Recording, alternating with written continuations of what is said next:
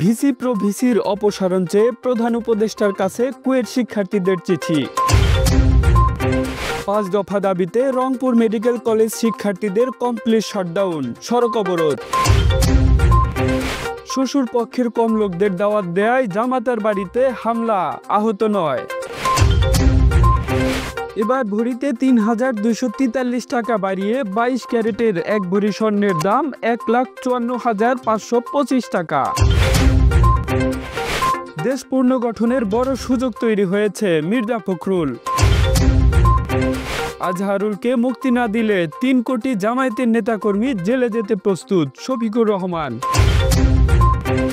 ভারতীয় মন্ত্রীর কাছে ভাঙা সিটের টিকিট বিক্রি করছে এয়ার ইন্ডিয়া। নতুন পরিচয়ে আসছেন টাইটানিকের সেই রোজ।